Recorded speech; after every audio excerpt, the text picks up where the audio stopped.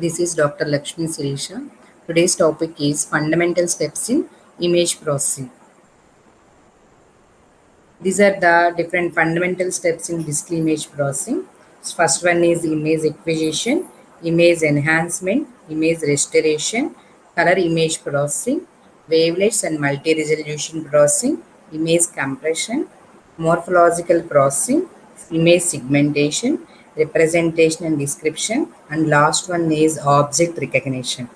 So we are going to explain about all these fundamental steps. First, we discuss about the image acquisition.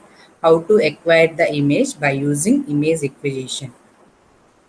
When the illumination is fall onto any object or any scene, then this object reflects some energy. That reflected energy is captured by using the digital image sensors or by using digital imaging cameras, digital cameras.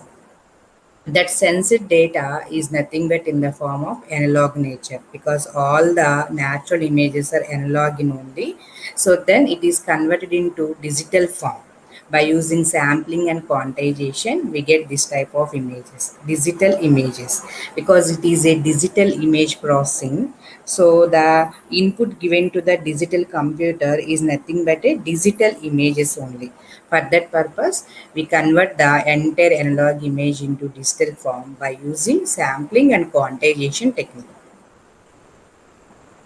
So this is the single image sensor, and this is the line sensor, and this is the array sensor. So in earlier days, we use the single image sensor to generate the images. So a single sensor is nothing but a photodiode. It can sense only one-dimensional data, but images are two-dimensional data. So the combining the single sensor with a motion, we get the two-dimensional images. So see here, the sensor is placed here, then it moves from left to right. That type of motion is called linear motion, and it can generate the x dimensional data. Then the film is rotated in this direction, that means from top to bottom. So this type of rotation indicates the y direction. That means both x direction and y direction data can be sensed by using these single sensor with a motion. We get two-dimensional data. So this type of sensing is a cheap in cost, but main disadvantage is it is very slow processing. That's why we are going for array sensors. So nowadays all digital cameras inbuilt having the array sensors. So in this array sensor, each block is nothing but one sensor. So all these are grouped as a array. All the sensors are grouped into one array. This is called array sensor. So it sends the two-dimensional data directly from the sensed image. So it is having the CCD array, then it can store. CCD means charge coupled devices. So it can sense the data which is coming from the object, and then it is stored. Next step is image enhancement. Enhancement is nothing but it improves the quality of the image. See here, first one is acquired image. At the time of acquiring, some improper alignment of the lens or improper illumination, we get this type of images. Then it is processed by using image enhancement techniques. We get this type of images. Just observe the output image of the enhancement is looks like better compared to this one. That means the appearance is good. So that is called image enhancement. It improves the quality. This is also another example. This is the before enhancement and this is the after enhancement. So the brightness and contrast of the images improves by using image enhancement. So generally, enhancement is done in two methods, spatial domain method and frequency domain method. So first one is the example for spatial domain method and second one is the example for frequency domain method. In spatial domain method, the enhancement is applicable directly on the pixels. That means the enhancement technique is applied on each pixel by pixel. So we get more amount of quality compared to frequency domain. Whereas in frequency domain, the Fourier transform is applied on the entire image at a time. We get some enhancement. So next step is image restoration. So image restoration means this is also improves the quality of the image. But the difference between enhancement and restoration is a objective oriented processing and enhancement is a subjective oriented processing. What is subjective and objective? So for example, we can say that the student is a very excellent in studies or very poor in studies or very average in students. This type of analysis is nothing but it is a subjective analysis.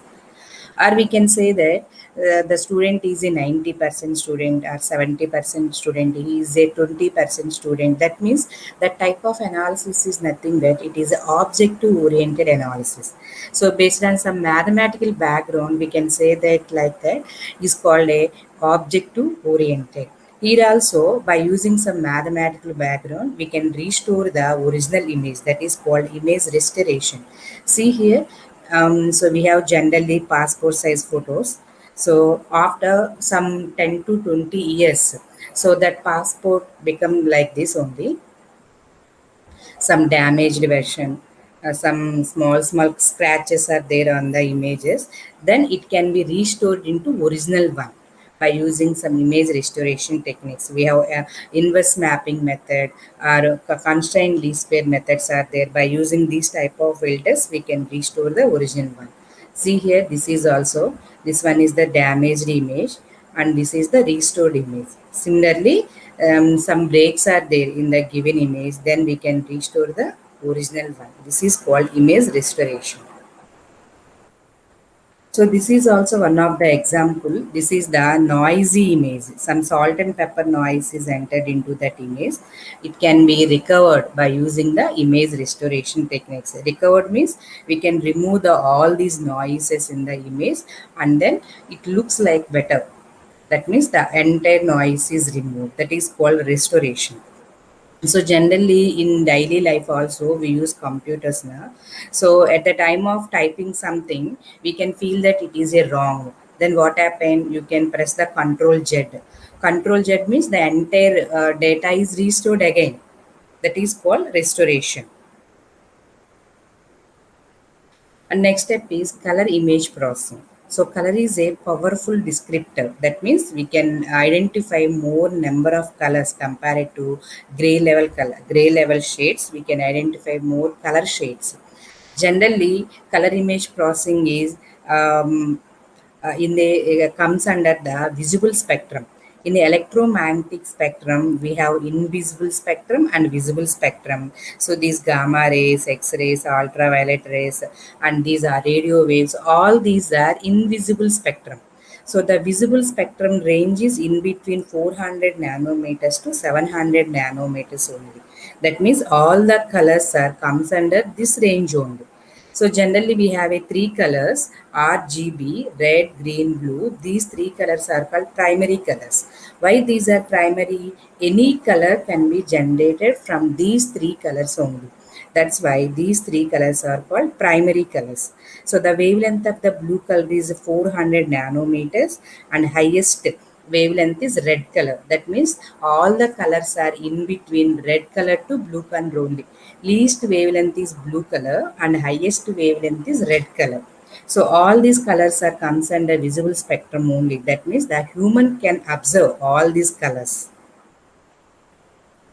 And next steps is wavelets and multi-resolution processing. So wavelet is one of the important step in image processing. It can represent the image into different resolutions. Different resolutions means multi-resolution. See here, this is one type of resolution and this is one type of resolution. So this is 4 by 4, 8 by 8, 16 by 16 and 32 by 32. So the resolution is improved means the quality, the information is also increases compared to this one. Compared to this small one, we get more information from this image, right? So it represents the, by using wavelets we can represent the different resolution images. And next one is compression. So this is the important fundamental step in image processing. So generally, compression means reduces the size of the image, or reduces the size of the video, or reduces the size of the data. That is called compression. For example, if you take example one, your beautiful wife Helen will meet you at Logan Airport in Boston at 5 minutes past 6 p.m. tomorrow night. Just observe the example 2, same information, but only the difference between example 1 and example 2 is the data is reduced in example 2. And compare example 1, 2 and 3, information is same in all the examples, but the amount of data represent the information is reduced in example 3 compared to example 1 and example 2. This is called data compression. So what is compression? The process of reducing the amount of data required to represent the given information is called compression.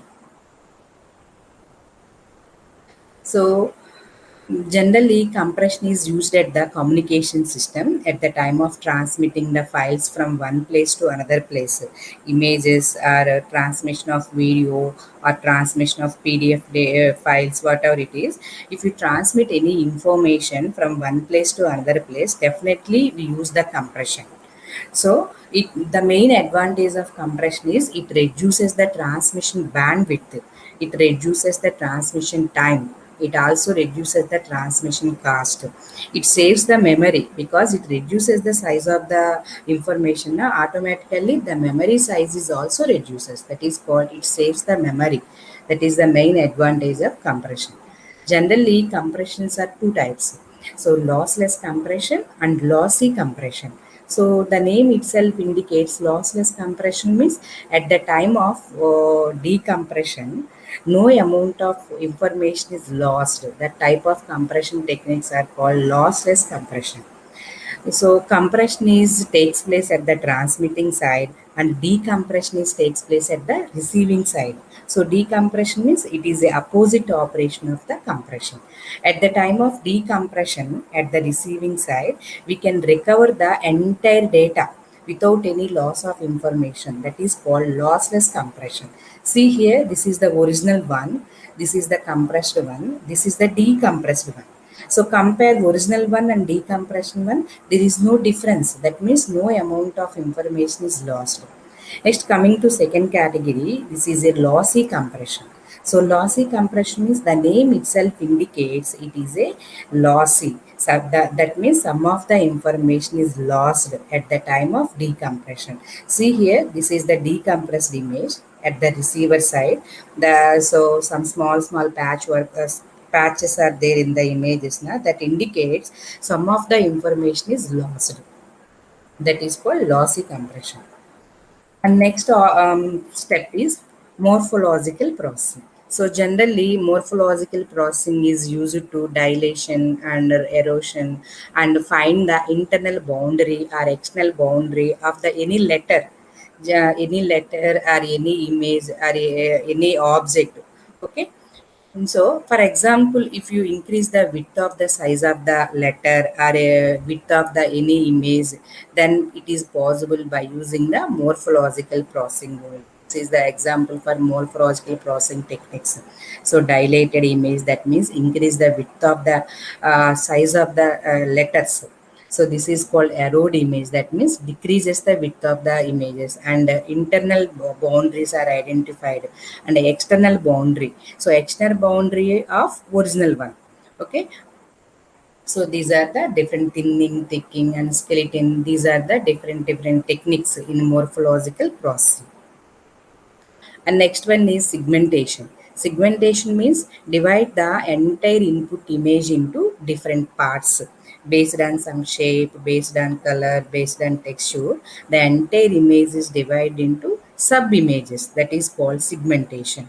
For example, so this is the one example, one input image. So based on the shape, the entire image is divided into three parts, right? So this is the another example. This is the original image. Based on their color, the entire image is divided into two parts, red color and green color. And this is the another example based on the texture. That means water having some texture, and grass having some different texture, and the sky having some different texture. So based on that texture value, the entire image is divided into different parts. That is called segmentation. So image representation and description is followed by the segmentation. After segmentation, the all the image into different parts, it is represented and then described. So see here, it is a Google map. In that, the all the water content bodies are represented with one color, and greenery area is represented with another color. The national highways are represented with one color, and sub levels, sub roads and sub ways are represented with another color. That is called representation. And entire image is divided into different parts and then described by using their names. That is called image representation and description. And last one is object recognition. So after image representation and description, it is labeled by using the object recognition. For example, identify the faces only. That is called face recognition. Identification of vehicles only. That is called vehicle recognition. So movement recognition. Some persons are movement. That means moving is there na. So that movement is identified. So this is also a one of the example for face recognition. See here, this is the database. In this, I am choosing this person. So this person is compared with all the images given here and then match with this person. So see here, this is the same person. Then this face is his face is identified, recognized. So here this face. So in this picture also he is there. So this is the face matching with the database. This is called face recognition. Thank you.